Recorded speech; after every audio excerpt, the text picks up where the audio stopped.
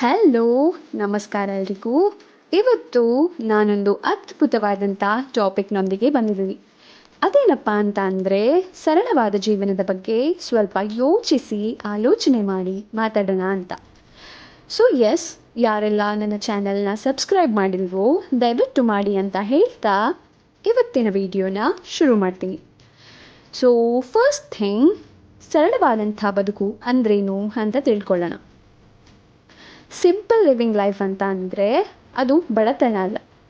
ಇಲ್ಲಿ ಯಾವುದನ್ನು ಅತಿಯಾಗಿ ಬಯಸದೆ ನಮ್ಮ ಹತ್ರ ಏನಿದೆಯೋ ಅದರಲ್ಲಿ ತೃಪ್ತಿಯಾಗಿ ಬದುಕುವಂಥದ್ದು. ಇಲ್ಲಿ ನಾವು ಬದುಕನ್ನು ಅನುಭವಿಸೋಕೆ ಸಾಧ್ಯವಾಗಿರುತ್ತೆ. ಇದು ಹಾರಾಟದ ಬದುಕಲ್ಲ, ಮನಸ್ಸಿಗೆ ನೆಮ್ಮದಿ ಕೊಡುವಂಥ ಬದುಕು. ಆಡಂಬರ ಇಲ್ಲದೆ ಇರಬಹುದು, ಆದರೆ ಯಾವಾಗಲೂ ಆನಂದ ತುಂಬಿಕೊಂಡಿರುವಂಥ ಬದುಕು. ಕಡಿಮೆ ಖರ್ಚಿನಲ್ಲಿ ಹೆಚ್ಚು ತೃಪ್ತಿಯಿಂದ ಬದುಕುವಂಥದ್ದು. ಈಗಿನ ದಿನಗಳಲ್ಲಿ ಎಲ್ಲರೂ ಲೈಫ್ ಸ್ಟೈಲ್, ಫ್ಯಾನ್ಸಿ ಐಟಮ್ಸ್, ದೊಡ್ಡ ಮನೆ, ಕಾರು ಇವೆಲ್ಲ ಬೇಕು ಅಂತ ಓಡಾಡ್ತಾ ಇರ್ತಾರೆ. ಅವರೆಲ್ಲ ಸಂತೋಷವಾಗಿದ್ದಾರಾ? ಇಲ್ಲ.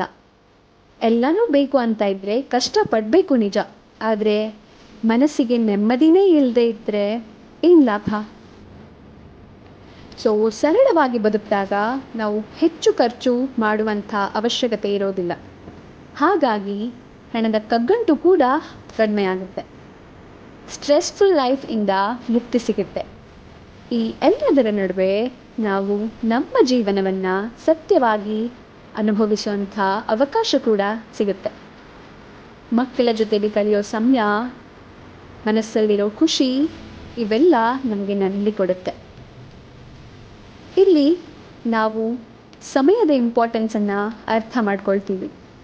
ಸೊ ಇದು ಟೈಮ್ ಮ್ಯಾನೇಜ್ಮೆಂಟ್ ಅಲ್ಲ, ಬದಲಾಗಿ ಟೈಮ್ ಎಂಗೇಜ್ಮೆಂಟ್ ಅಂತಲೇ ಹೇಳ್ಬೋದು.